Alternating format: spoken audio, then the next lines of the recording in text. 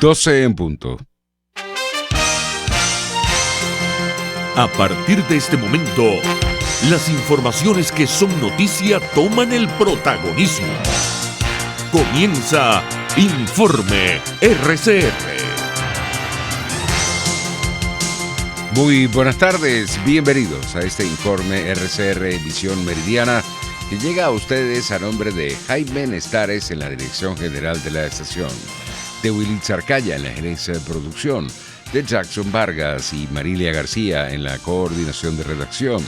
Génesis Rodríguez está en la producción del espacio y Gregorio González en la dirección técnica. Les saluda Argenis Barreto.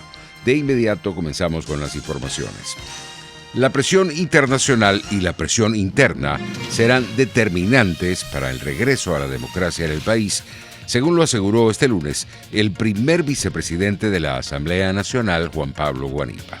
El diputado ratificó que a partir del 5 de enero de 2021 se mantiene la continuidad constitucional del actual Parlamento y aseguró que sería conveniente la instalación del Pleno de la Asamblea a pesar de la reforma al estatuto que rige la transición, que coloca la mayor responsabilidad de la conducción política el año que viene en la comisión delegada.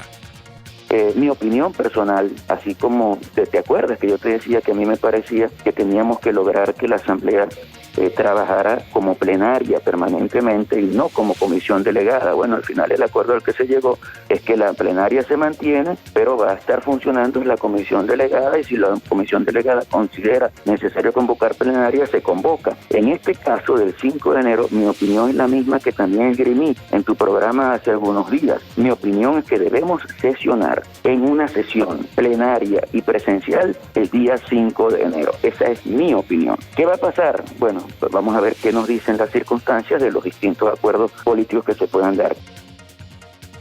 En palabras del diputado Guanipa, Acción Democrática debe explicarle al país lo que hizo al salvar su voto ante la modificación del Estatuto de la Transición, luego de haber aprobado en primera discusión el instrumento legal, y advirtió que si no se modificaba el estatuto que rige la transición a la democracia, no habría continuidad constitucional.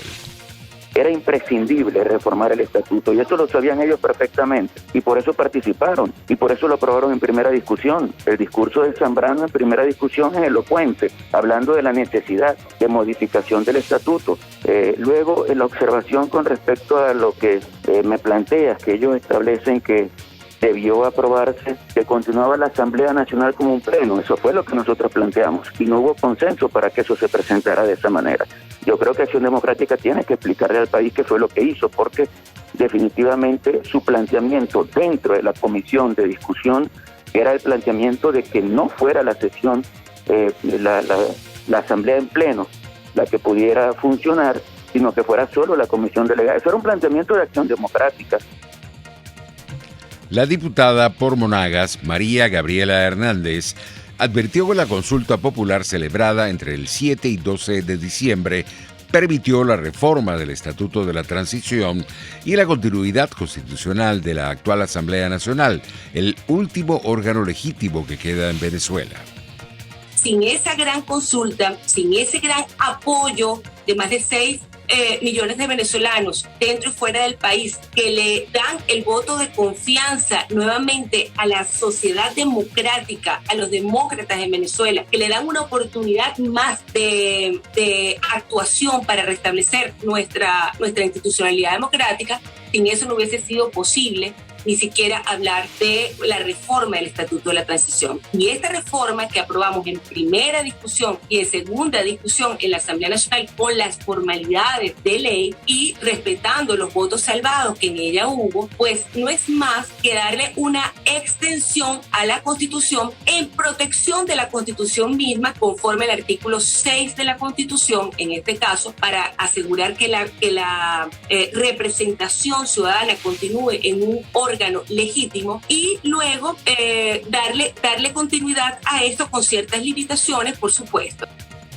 Como no hubo elección reconocida el 6 de diciembre, no es posible desplazar a la actual Asamblea Nacional con un nuevo Parlamento, según lo explicó el profesor de la Cátedra de Derecho Constitucional de la Universidad Central de Venezuela, Tulio Álvarez. El abogado advirtió que en Venezuela no existe Estado de Derecho y no hay un alto tribunal que imparta justicia. Por lo tanto, cualquier conflicto constitucional no hay quien lo dirima. Si no hubo elección el 6 de diciembre, no se puede instituir una asamblea con el carácter constitucional que está previsto en la Constitución de 1999. Y eso ha sido sostenido, insiste la comunidad internacional en ese hecho. Es decir, la comunidad internacional no reconoce el proceso del 6 de diciembre ni las consecuencias que el régimen pretende darle al mismo. ¿Cuál es la consecuencia? La consecuencia es instalación de una nueva Asamblea Nacional y desplazamiento de la anterior. Entonces, esa situación de hecho se compagina con un Estado que solamente se puede calificar como forajido y fallido.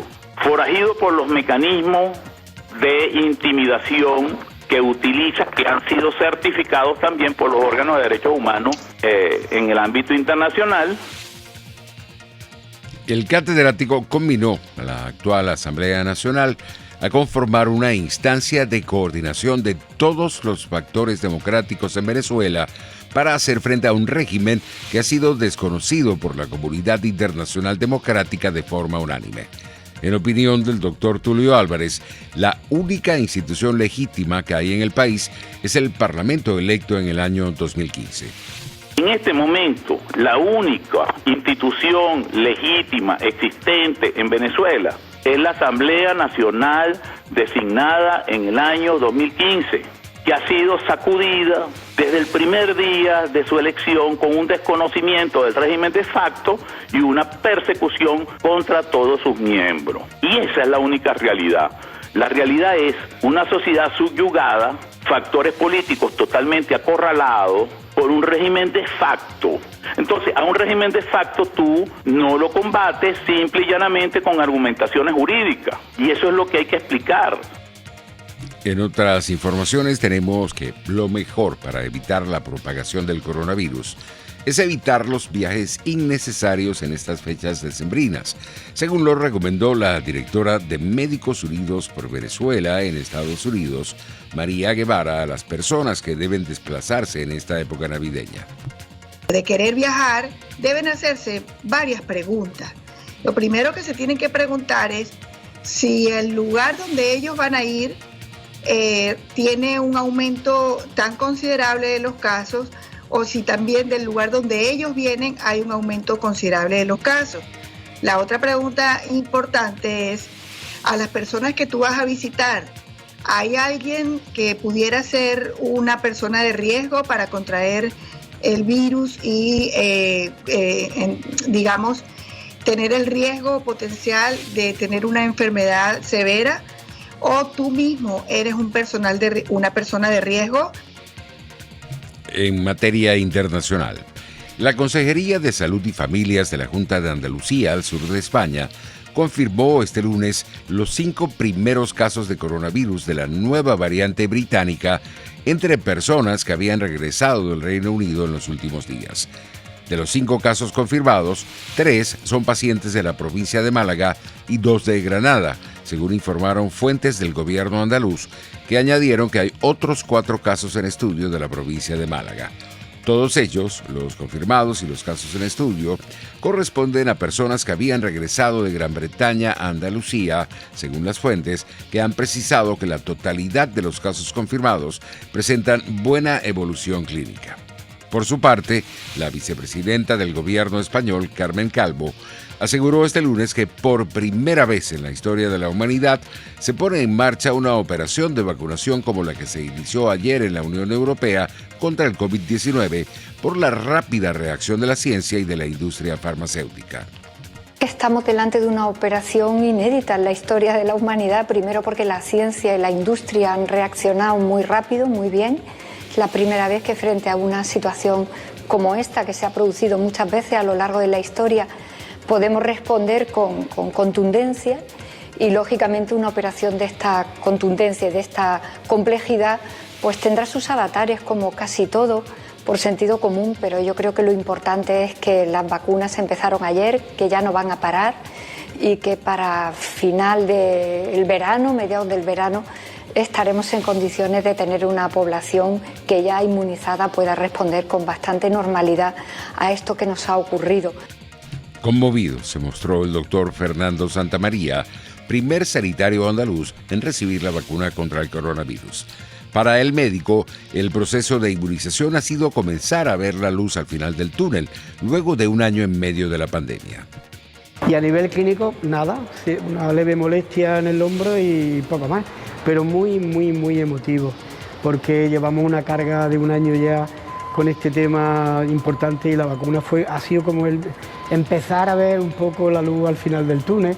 Y yo espero que lo que yo hice ayer de forma voluntaria, pues el resto de compañeros por supuesto están súper animados para ponérsela y el resto de la población también. Por su parte, el presidente de México, Andrés Manuel López Obrador, informó que esperan inmunizar contra el COVID-19 a más de 700,000 trabajadores de la salud en ese país durante los primeros meses de 2021 como parte del operativo que se puso en marcha desde el pasado 24 de diciembre y anunció la próxima firma de un acuerdo con la farmacéutica china CanSino para adquirir nuevas dosis de vacunas contra el coronavirus. Estamos hablando de tener a febrero, a más tardar a marzo, vamos a contar con 1.400.000 dosis.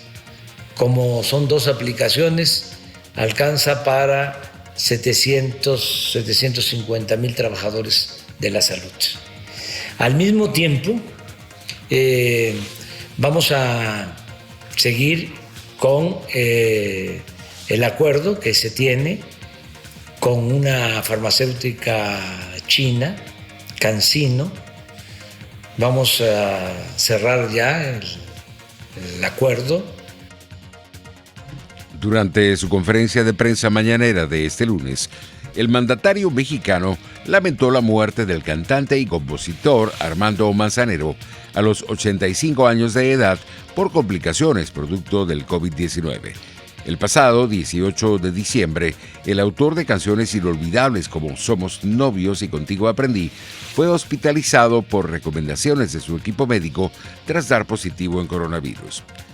En otras noticias, más de 80,43 millones de personas han resultado infectadas por el nuevo coronavirus a nivel mundial, según las cifras oficiales de casos confirmados, y 1.760.000 han muerto, tal y como lo arrojó este lunes un recuento de la agencia de noticias Reuters.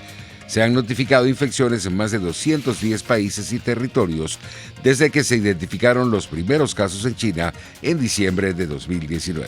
Pasamos a la materia económica. Las bolsas europeas subían este lunes después de que el Reino Unido y la Unión Europea rubricasen un acuerdo comercial muy esperado, mientras que el paquete de estímulos de Estados Unidos también mejoraba el apetito inversor por activos de mayor riesgo. El presidente de Estados Unidos, Donald Trump, firmó el domingo un paquete de ayuda y gastos por valor de $2,3 billones para la pandemia, que restablecerá las prestaciones por desempleo de millones de estadounidenses y evitará el cierre del gobierno federal. En este contexto, el índice de referencia de las acciones europeas subía un 0,5%, con los fabricantes de automóviles y las eléctricas protagonizando los avances. Los precios internacionales del petróleo continuaban subiendo en horas del mediodía. El WTI de referencia en Estados Unidos se ubicaba en $48.39 el barril, mientras el Brent de referencia en Europa se cotizaba en $51.45. Pasamos a la materia deportiva.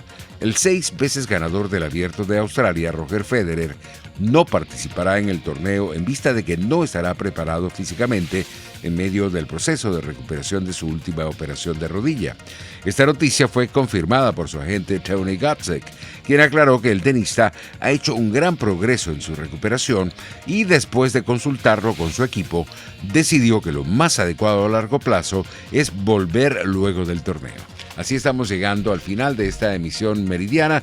Los esperamos para nuestra emisión vespertina. Que pasen una feliz tarde.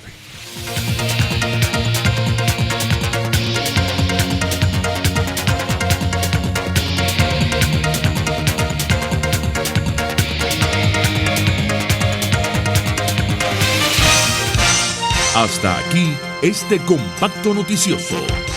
Manténgase en nuestra sintonía, porque estaremos informándole de la noticia al momento de producirse. RCR 750 AM.